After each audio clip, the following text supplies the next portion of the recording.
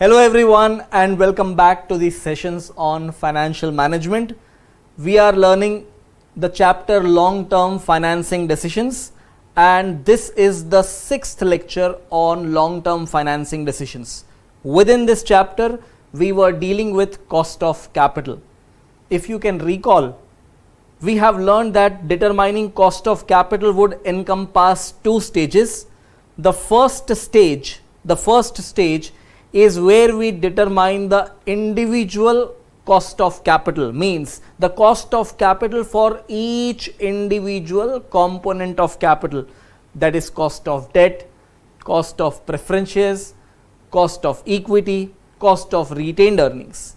And then the next stage is where we take an average of all these individual components of cost, and we call that as WACC, that is weighted average cost of capital, or you can call it as overall cost of capital. When we talk about symbols, KD cost of debt, KP cost of preference shares, KE cost of equity, KR cost of retained earnings. And now the fifth what we are going to learn is KO. KO stands for overall cost of capital, which can also be considered as weighted average cost of capital. So what we are supposed to do when we are dealing with overall cost of capital, we are going to take the weighted average of each individual components of capital, and that weighted average will be the overall cost of capital. So let me give you some notes in this regard, and then we shall take the matter ahead. So please write these notes. KO equals to WACC, that is equal to weighted average cost of capital, overall cost of capital. After determining the cost of capital for each individual components, the company is required to determine the overall cost of capital. The overall cost of capital is the weighted average of individual components of capital, and therefore is also known as weighted average cost of capital. Now let us move ahead and understand this by a calculative example which is given under question number 23, which happens to be an important question in your book. The following figures were obtained from the balance sheet of X Limited. You have been given 12% preference share capital 20 lakhs, 12% debentures 10 lakhs, equity share capital 20 lakhs. The finance department also reports the following cost of capital. So they only have computed KD, KP, KE, everything. Calculate weighted average cost of capital. So basically now this question is not testing you on how to determine KD, KE, KP separately, because that is already informed to you here in the question. You are now supposed to take the overall cost of capital calculation, which you can easily do. Use your brain. Certain amount of capital on which either KD, KP, KE, whatever you have to apply. So of course on equity you will apply KE, on debt you will apply KD, on preference share you will apply KP, and if there is any retained earnings, on that you apply KR. So if these components are multiplying, in other words the amount of these components getting multiplied to their respective KD, KP, KE, whatever it is, you will be getting the cost in amount. For example, if I say that amount of debt is 10 lakhs and KD is 8%, so the amount of your cost will be 8% of 10 lakhs. Simple point, that amount is 10 lakhs and cost is 8%, so the calculated amount of cost will be 8% of 10 lakhs, that is 80,000. So you compute cost of each component now by value, and that value you take aggregate. You take the aggregate of your total amounts of capitals, aggregate cost divided by aggregate capital. So total cost divided by total capital will give you weighted average cost of capital, WACC, and that weighted average cost of capital will be the overall cost of capital. So that was about the question that is being asked to you. Now let us move ahead and also look into how to present the solution for the same. So please carefully observe over here. Calculation of weighted average cost of capital. 4 columns: source, then the book value of amounts, K. K is a common symbol used over there to represent KD, KP, KE and all, and then we have a cost column. So we write the components: 12% preference shares, 12% debentures, equity shares. We write their respective amounts that are reported to us, and we take the total of these. Total of these coming to rupees 50 lakhs. Now we record KP, KD and KE which are given in the question. KP is 12%, which comes to 2,40,000. So that is 12% of 20 lakhs, that will be 2,40,000. KD is given as 7.2%. So 7.2% of 10 lakh will be 72,000. And KE is given as 25%. 25% of 20 lakhs will give you 5 lakhs. So let us take the aggregate of all these, that comes to 8,12,000. And then what we do is, the total of cost is 8,12,000 and total of amount of capital is 50 lakhs. So your overall cost of capital, KO, that is also known as WACC, that will be total cost divided by total amount, which would give you 0.1624 or 16.24%. That is your overall cost of capital. Now let me tell you one very important point over here which should not be ignored ever. Do you know that the moment this calculation was made, there started lots of arguments. What kind of arguments? People started pointing out that from where did we pick these figures of preference capital, debt and equity? We would say we have picked these figures from balance sheet. From balance sheet, when you are picking these figures, these represent nominal value, correct? These represents book value or nominal value. Now, while computing cost of each individual component, we have taken the base as market price. Don't forget, when you calculate KD, you are taking net proceeds or the average value of net proceeds and redeemable value as the base. You are not taking nominal value, you are taking the market price as the base. Or if it is equity, you are taking P0, which is the market price, as a base, not the face value of the share but the market price. In case you want to adjust flotation cost, it is P0 minus F. That also gives you kind of net proceeds. So we always take the denominator based on the market price of these components of capital. When you are taking cost of each individual component on the basis of market price, why should you take the weighted average where the base values you are taking from balance sheet? Why shouldn't you adopt the market values? That is the argument. Obviously, now with that argument, there came a next school of thought. One school of thought considered this calculation where the book values should be the basis. Another school of thought came into picture which is conveying that not the book values but market values should be the basis. So what thought or which kind of approach we should follow, what is logical, what are pros and cons of each, we will talk about that. But let us do some notes writing part based on this conclusion that we have drawn, and we also make the calculation of the other approach, that is market price. So let me just give you that notes and calculation part. So please keep concentrating on the screen, and so please write up this important note.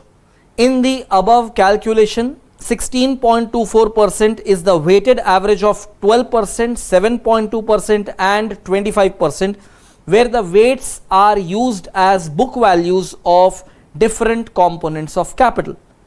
It is also argued that when individual components of capital are determined on the basis of market values, then why should their average be on the basis of their book values? Let us move ahead and now take up the follow-up question, that is question number 24. What does this question say? It says, what would be your answer to question 23 if weighted average cost of capital is to be calculated not on the basis of book values but market values? For this purpose, following information is available. Each equity share of face value rupees 10 has market value of rupees 16 per share. Each preference share of rupees 100 has a market value of rupees 125 per share. Each debenture of face value rupees 100 has market value of rupees 87.5. Now, if this is informed to us, how would we compute the weighted average cost of capital based on market values? Let us observe this. So we are writing the same heading, same presentation format, but this time the amount column which we have taken as the base is not the book value but market value. So three components as it is: preference shares, debentures and equity shares. Now, can you think what would be the market value of all the preference share? If 100 rupees of preference share face value has market price of 125, 20 lakhs will have what value? I repeat, 100 of face value has market price of 125, 20 lakhs will have how much market value? Obvious answer will be 25 lakhs. Likewise, debentures, 100 rupee face value has market price of 87.5. So 10 lakhs, how much? Answer is 8,75,000. Equity share, one share of 10 rupees has market price of 16. So what would be the market price or market value of the overall equity? So for 10 rupees it is 16. So for 20 lakhs it will be proportionately 32 lakhs. When you take the aggregate of these amounts, what you get is 65,75,000. The K column will not change. K column will remain same, 12%. But now you will apply that 12% on 25 lakhs, which comes to 3 lakhs. Again, K column will not change. So you apply 7.2% but on 8,75,000 this time. And now after that, KE will also remain same, that is 25%, but now you will apply that on 32 lakhs. Your overall cost of capital will be based on the total cost of 11,63,000, and now the total market value as a base, which will be 65,75,000. So calculation of KO will be like this, and the final value what you get will be 17.69%. Now let me discuss once again all this issue about book value and market value. Now friends, what happens?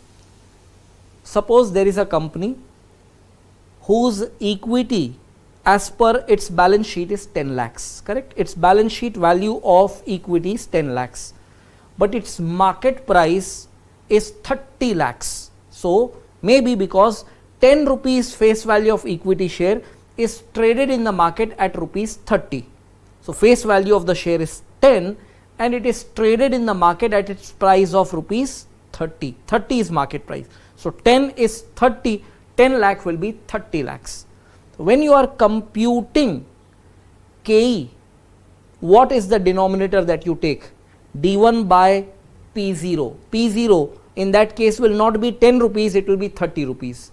So basically your calculation base for KE, or like that reason for KD, KP, everything, all components of individual capital, the base was P0 or the base was the current market price.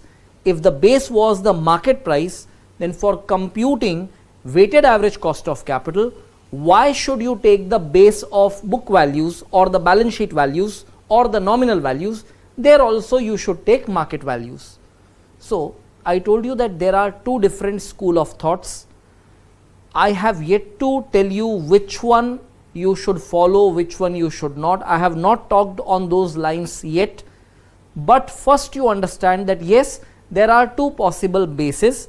One is the book value base of taking weighted average, another is the market value base of taking the average.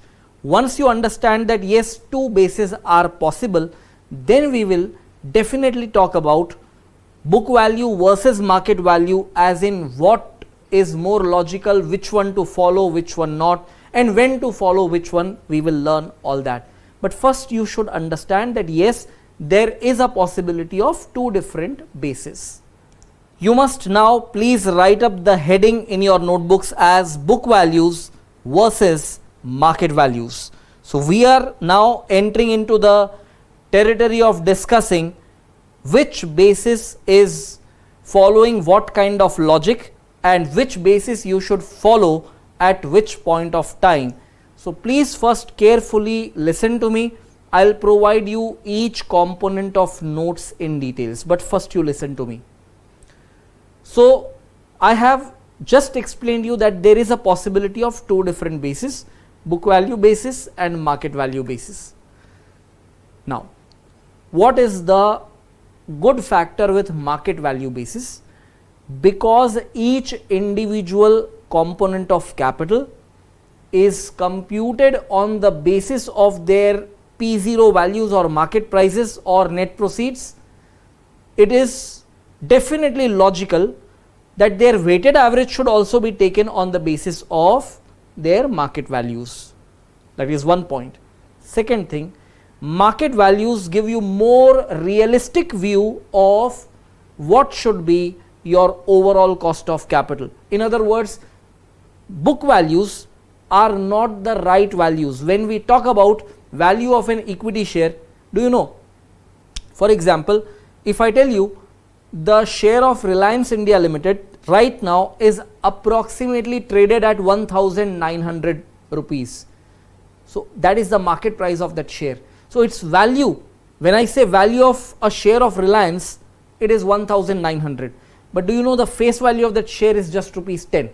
So when I ask you what is the value, what value you would say, 10 or 1900? The first thing that will come into your mind, and on a realistic basis, that it is rupees 1900. On a realistic basis, if you are calling that as 1900, obviously when you want to take the realistic view, you must take market value as the basis. This was the argument in favor of market value. Now, what do the other thinkers speak of? The other thinkers, that is a follower of book value basis, what they talk about is, they say that book values will always offer consistency because market price of shares, debentures, all components fluctuate regularly. That means there will be consistently a fluctuation observed throughout the period. In other words, these market prices are never stable. Because market prices are never stable, how can you take those fluctuating values as your base of calculation? And mind it, your overall cost of capital is going to be the base of your discounting rate for capital budgeting and long-term investment decisions. If your base is inconsistent, how would you manage with the investment decisions, because your rate will never be constant? That is the argument in favor of book values. Now friends, if somebody is ever asking you that which value should you take, make sure of one thing: on objective basis, never come up with a conclusion that this basis is better or that basis is better. Don't ever enter into a objective based answer.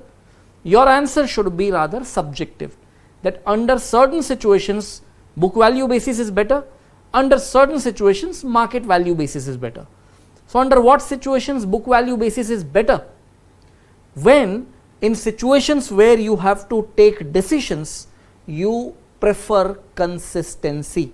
When you want to arrive at decisions, or suppose you want to arrive at your discounting rate, where discounting rate will be used for long-term investment decisions, for that purpose taking book value as a base will be better because it will give you consistency.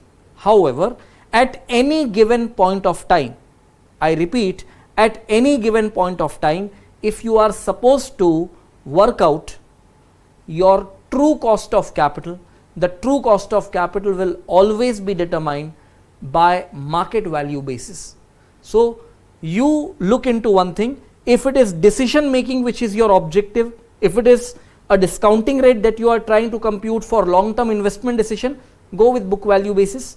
If you want to know that at any given point of time, because market values are fluctuating, but at any given point of time, what was your true cost of capital, if you want to find, then you can use market value as basis. I am not suggesting any of these approaches. These are traditional schools of thoughts, and these are having arguments, and this argument has never been resolved. You also don't try to resolve this argument. Instead, you should use your brains and apply the simple logic. When should you use which type of base? Both bases are good at their own places. They both have causes and effects. They both have advantages and disadvantages. So I would say you first write down note on what we have just discussed, and then I take you ahead. So when you are writing these notes, be careful that you don't end up just copying everything. You understand and write everything. So book value versus market values is the heading that you have already placed. For the purpose of determining weighted average cost of capital, a question arises that what should be selected as weights. The answer can be either of the two, that is book values or market values. Anything can become the base of your weight selection. Let us move ahead and continue writing further. Arguments in favor of market value basis. For determining individual cost of capital for each component, the market prices or market values are considered.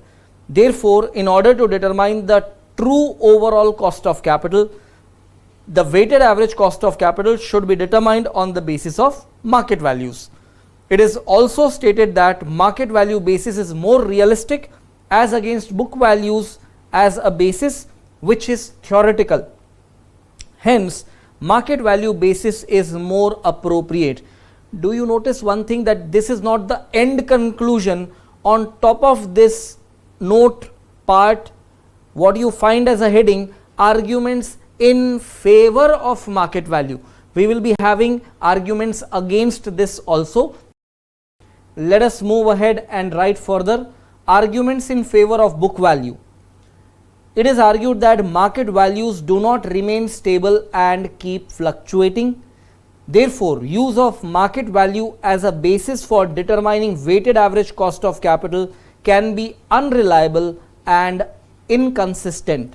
Frequent changes in cost of capital may adversely affect the decision making process in terms of long term financing decisions, and of course the impact of this will go on long term investment decisions also.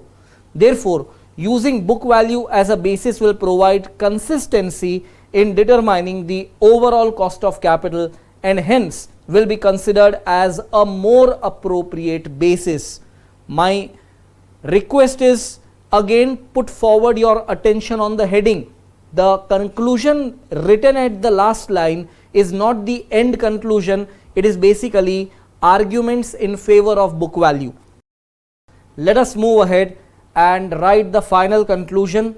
On objective basis, it cannot be concluded that which of the two bases is more appropriate. It would depend on different circumstances and objectives of knowing the overall cost of capital as to which basis should be selected. And now what I want you to understand is, particularly when you are computing the overall cost of capital, in the couple of calculations that you have already made, retained earnings was not a component, correct? There was no retained earnings. In certain questions there may be information about retained earnings. Now, when you are adopting book value as a basis, retained earnings definitely you can take up, because it is book value basis. In the accounting records there will be components of reserves and surplus which we call as retained earnings. However, you need to take precaution when you are dealing with market value basis. In such situation, if retained earnings information is there, understand one thing, a retained earning component is not any marketable instrument. It is not something that you can buy and sell in the market. It does not have any market value. In fact, when you are talking about market value basis, do you know why all these companies, their face value of equity is just rupees 10 and the market price of the equity share is so high? That is primarily because of the fact that the component of retained earnings is already included in the market price of the share. And if you use your common sense, you will understand it very easily. The moment you become equity share holder of any company, you get right on its capital as well as you get proportionate right on its reserves or on its profit balances. So retained earnings are part of equity, and when it is market value of equity, retained earning is already included in the market value of equity. So keep in mind this fact while dealing with computation of weighted average cost of capital, where one of the component is retained earnings. If it is book value basis, definitely consider. If it is market value basis, by mistake also never consider retained earnings. And let me give you the same thing in writing as well. So please write an important note over here. It should be noted that while determining weighted average cost of capital on market value basis, retained earnings should not be considered separately. This is because retained earnings are not tradable in the market and the component of retained earnings is already included in the market value of equity. Please write up this important note and then I take you ahead. Alright, if you have already finished writing this important note, let us move ahead and deal with calculative examples. So I am showing an important question in front of you, that is question number 25. I'll give you a few minutes to try it out. Let us see if you can give me the correct answers. I'll read out the question for you. Equity shares of rupees 100 each, cost of equity, that is KE, is 25%. The market value of that equity share is rupees 280 and there are such 5,000 shares. Then they have given 8% preference shares of 100 each, there are such 5,000 shares, and the market value of these preference shares is rupees 105 and cost of preference capital, that is KP, is given as 8%. Now retained earnings are reported as 9,60,000. 10% debentures of 100 each, where the market value is rupees 102 per debenture, there are 10,000 such debentures. The financial department reports the effective post-tax cost of these debentures as 7.5%. Calculate the weighted average cost of capital by adopting book value basis and market value basis. So let us move ahead and look into how to present the solution over here. We first obviously will take the book value basis and the same style of presentation. 8% preference shares, 10% debentures, equity shares, and we have taken retained earnings because retained earnings will form part of the capital when it comes to book value basis, and we have taken all the amounts based on the balance sheet values and the total comes to 29,60,000. The respective K values are considered and those K values applied on the book value amounts. So we are getting the cost in terms of rupee value, and finally we land up at 4,80,000 being the cost in terms of amount, and the book value amount base is 29,60,000. So KO will be 4,80,000 divided by 29,60,000, that is 0.1622 or 16.22%. Let us move ahead and now take the market value basis. Over here the calculation will be done in the same style, and what you are going to do is you are going to take the base as market values, and as I have given you a precaution earlier, You should not include retained earnings as a component over here. It will be a wrong implication if you do so. And when you are computing your cost of capital using market value basis, the total of cost comes to 4,68,500. Total of market value comes to 29,45,000, and therefore your overall cost of capital will be 15.91%.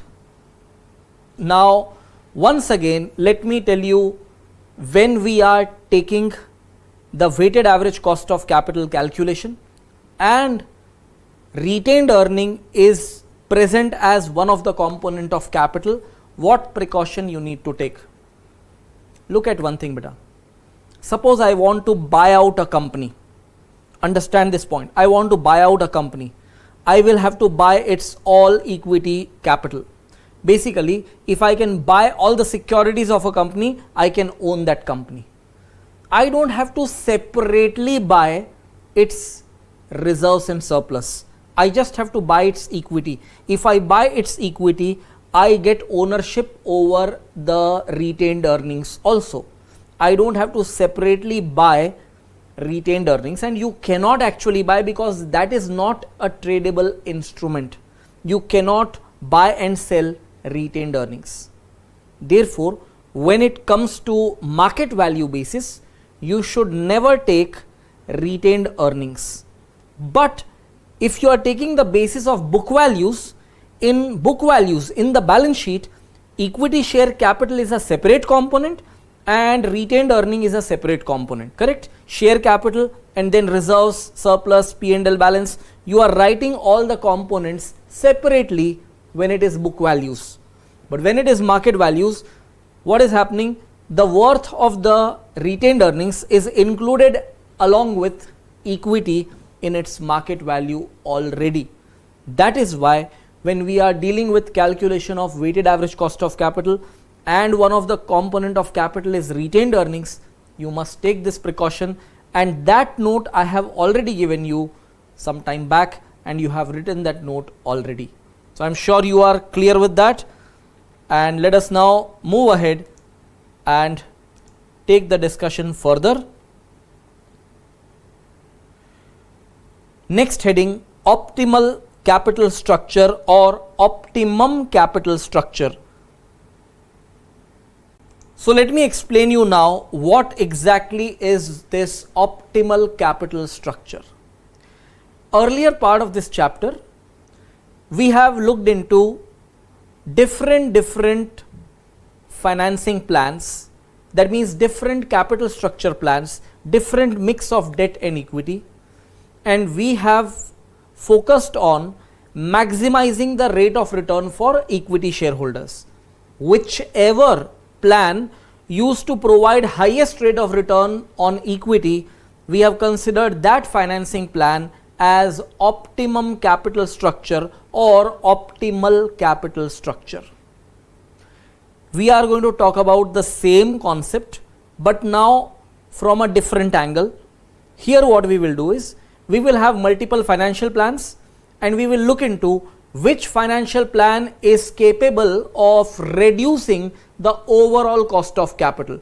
Means, in whichever plan we find the lowest weighted average cost of capital, that plan is going to be an optimal plan, and that we will declare as optimum capital structure or optimal capital structure. So I am sure you have understood what is the meaning of optimum capital structure. Let me now give you an important note over here. Please write it up. The objective of arranging finance is to minimize the cost of capital. Therefore, if there are different alternatives of arranging and structuring the capital, then find out weighted average cost of capital, that is KO, for each financing option or for each capital structure. Finally, select the option that has lowest weighted average cost of capital, and that will be considered as optimal capital structure. Once you have finished writing about optimal capital structure or optimal capital structure, let us practice out questions on the same. Question number 26. A simple straight question. What is being asked over here? A company wishes to determine optimal capital structure from the following selected information. Determine the optimal capital structure. Can you notice there are three plans where amount of debt and equity given and KD and KE is given. For three different plans or for three different options, you just have to determine WACC for each option, and whichever plan gives you lowest WACC will be best. Let us see how to present the answer. So for option 1, we are just going to compute the WACC in the usual manner. So debt and equity book value bases are given, and the cost components over here, 48,000 is the total. So WACC would be 48,000 by 5 lakhs, that will be 9.6%. Let me take you ahead and show you how to present the answer for option 2. Presentation and calculation style will be same. The amounts and the end answer will be definitely different because of the changes in facts and figures. And what we get now is WACC as 9.5%. Let me show you the calculations for option 3.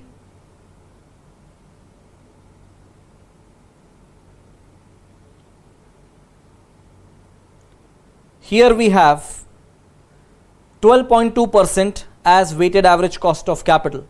So it is clear from our comparison of the final answers of three options that option 2 will be the best because that gives you lowest overall cost of capital.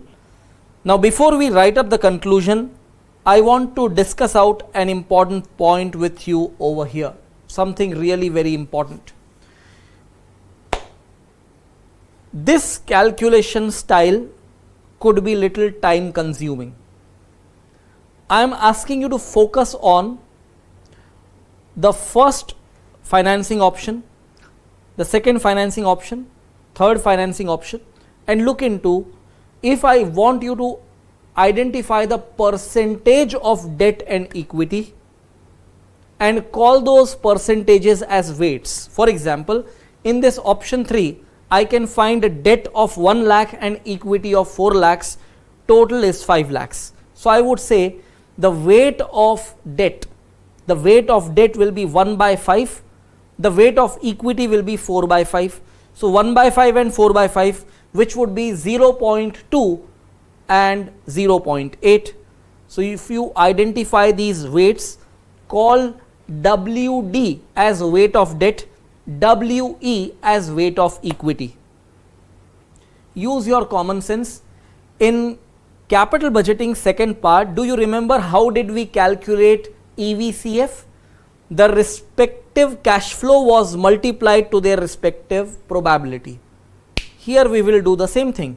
Here the weights will be as good as probabilities, and we will consider these weights applied on their respective cost component. So KD will be multiplied to WD, KE will be multiplied to WE, and the total will be directly WACC. In one line you can show that calculation. I would want you to write up that alternative way of calculation also. So please let me present that alternative way of calculation. I am sure many of you would appreciate that, and that is definitely doable in examination.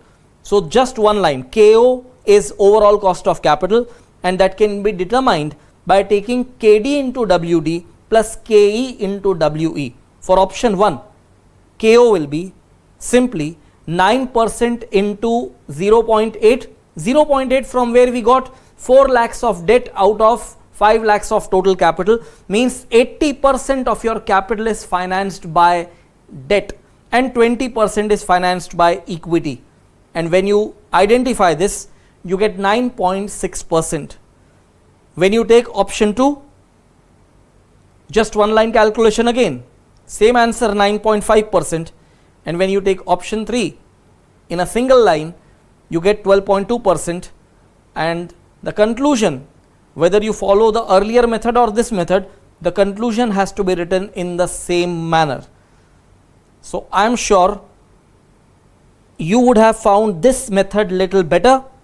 So you can definitely use this method in examination. Choice is yours. Answers will be same irrespective of the method of calculation that you follow. So I told you, if you ask my suggestion, sir, which method would be better? I would say you can follow any approach, this one or the earlier one, whatever is more convenient to you.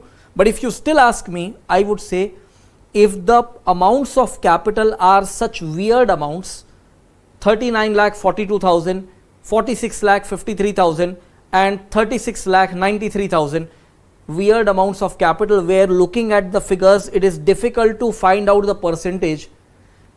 If you show that percentage, you will be required to show from where did you get those percentages. You will have to show that working also. In such cases, this method, which appears to be one line calculation, but the supporting working notes will increase and it will unnecessarily create complication, and there will be lots of chances of rounding of errors in this second method. But the first one is clean method, where there is no chance of such rounding of error, because we are clubbing everything not by percentages but by amounts. So I am telling you, you keep this thing open for your understanding. Depending upon situations, you choose which method you want to follow. Don't be rigid about any particular method, is what I would advise.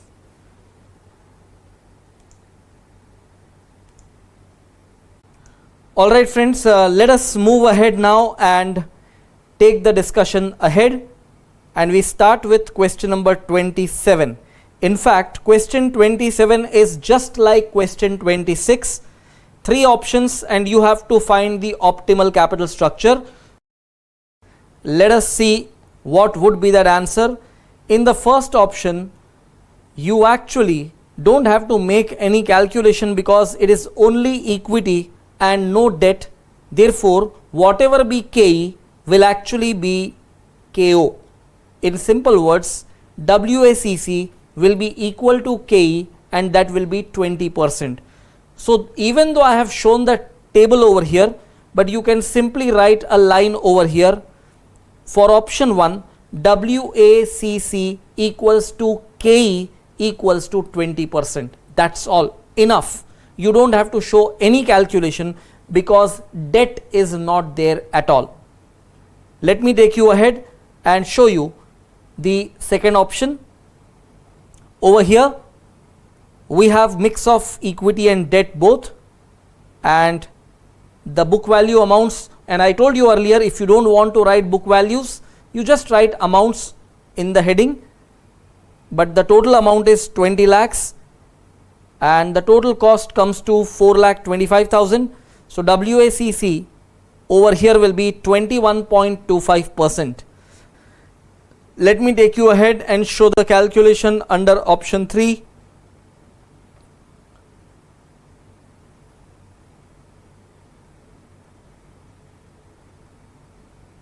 The final answer over here will be weighted average cost of capital will be 4,50,000 divided by 20 lakhs, that will be 0.225 or 22.5%.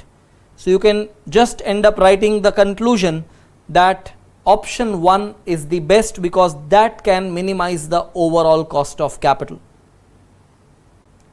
Let us move ahead once you have finished writing this whole thing, and now we have to discuss something very, very important, and that is about marginal cost of capital.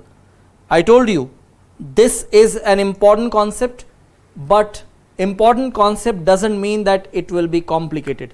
It is very simple. Just try to understand. You have, suppose, some few components of capital already, and now you are thinking of raising funds from yet another source. That means a new component of capital is going to be introduced. So obviously the amounts will increase, the cost will also increase. So there will be weighted average cost of capital that you might incur before raising the new component of capital, and there will be a weighted average cost of capital that you will actually incur after raising the capital. You might also want to know what is the marginal cost of capital. Right from the foundation stage, when you have started learning economics, in fact even earlier, you would have learned concept of marginal utility. In intermediate level, when you are learning costing, you would have learned concept of marginal cost. Now what is marginal cost? Cost incurred to make one additional unit. What is marginal utility? Utility derived by consuming one additional unit. So what is marginal cost of capital? Additional cost of capital for raising some new component of capital. And how do you determine that? Very simple. So in fact, I will put it as a challenge upon you. I will put forward a question and let you use your brains to compute that overall cost of capital, which will be a hint for marginal cost of capital. So what I will do is, I'll give you that question to solve. Let us see if you are able to do it or not. Take it as a challenge, and before you do that, just write one single line of theory for this concept. And here I show you the same thing over here on screen. Marginal cost of capital refers to cost of raising the additional funds. That's all. Write up this line and then I take you to the next question. And the next question will be the last question for this session. Alright friends, after writing this line about marginal cost of capital, let us move ahead and take up question number 28. I would want all of you to mark question number 28 as very important. And here comes my favorite company, that is NJ Limited. The existing capital structure of NJ Limited is given below. Equity share capital, that is shares of rupees 100 each, retained earnings 12% debentures. Finance department reports KD equals to 8.4% after tax and KE as 18%. The company requires additional funds of rupees 10 lakhs, for which it is planning to raise 14% debentures, where the post-tax cost of debt for these debentures will be 9.8%. With the issue of these debentures, it is expected that the rate of return expected by equity shareholders will increase, which causes the revised KE to be 20%. So existing KE is 18%, that same existing KE will change and it will become 20%. So mind it, here it is not an existing equity and new equity, because we are not raising funds by additional equity, we are raising the funds by additional debt. But because of this, the expectation of equity shareholders is going to increase. You are required to calculate weighted average cost of capital at present, then weighted average cost of capital after additional financing of rupees 10 lakhs and marginal cost of capital for additional funds of rupees 10 lakhs. So weighted average cost of capital at present, just computing the weighted average cost of capital, equity share capital, retained earnings and 12% debentures, book values, or simply you can write the amounts which are summing up to 40 lakhs, 18% of 20 lakhs, 3,60,000, again 18% of 10 lakhs, that is 1,80,000, and 8.4% of 10 lakhs, that is 84,000. Your overall cost comes to 6,24,000, and WACC will be 6,24,000 divided by 40 lakhs, that comes to 15.6%. This is the weighted average cost of capital at present. Let us move ahead and take up the calculation of weighted average cost of capital after additional financing. So this time, first of all, along with equity and retained earnings, there will be now two different debentures, one which were old debentures, that is 12% debentures, and the new component is 14% debentures, and the amounts of the old capital components remain same. 10 lakhs is the amount of this newly introduced debenture, so the total amount base now becomes 50 lakhs. Now this time, for equity and retained earnings, the K value will increase to 20% in place of 18%, and the old cost of debt for debentures remains 8.4%, and the new cost of debt for these new debentures is 9.8%. Now the total comes to 7,82,000. Your WACC will be 15.64%. 15.64%. Now I can find that there must be some doubts in your mind,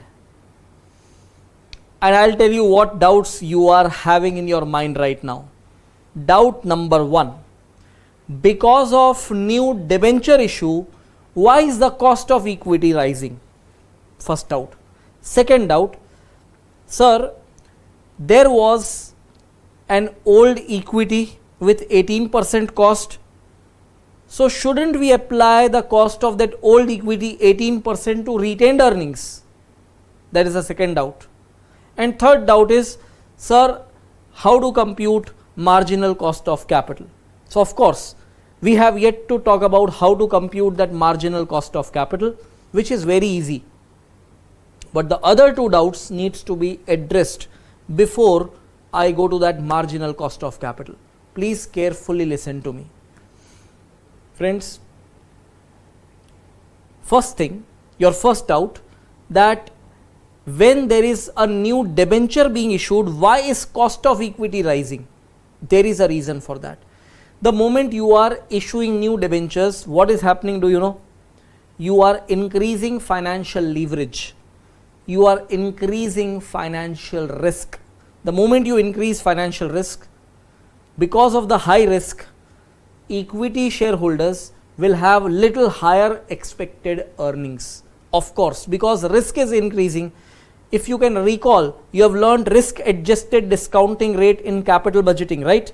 Risk adjusted discounting rate is the fundamental point to this question, that if the risk is rising, the expectation of shareholders would also rise up. That is why such thing is informed. Point number 1 that was. Second doubt, over here please do not commit mistake of taking a separate cost of equity for the retained earnings as original 18%.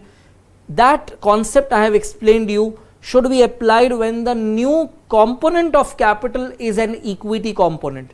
In other words, when you are issuing a new equity, that time you have a separate equity cost for the retained earnings and a separate one for the new equity. But when it is a debt being issued, and because of that the expectation of shareholder has risen up, the expectation of shareholders will rise on both the components, that is equity as well as retained earnings. So commonly on both of these components you are supposed to apply 20%. Don't even by mistake apply 18% on retained earnings and 20% on equity. It is 20% on both. The concept that we have learned earlier about new equity issued, that flotation cost and all those points that we have learned earlier, and in that case I have explained you that the retained earnings cost, that is KR, should be taken as equal to the existing KE and not the new KE. First of all, KE is not a new KE over here.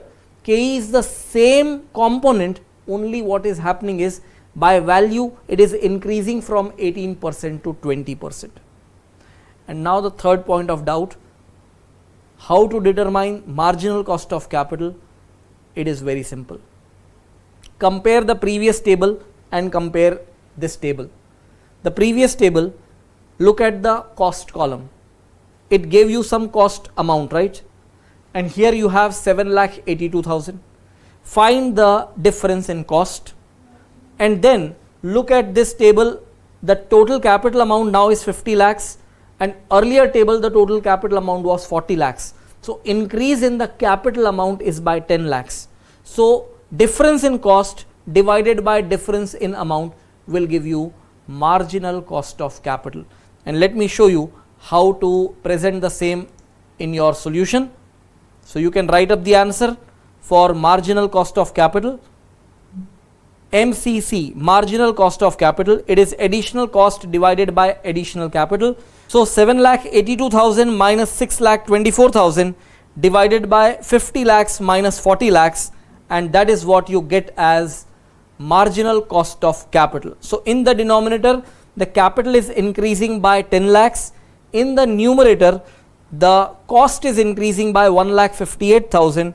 So 15.8% is the marginal cost of capital.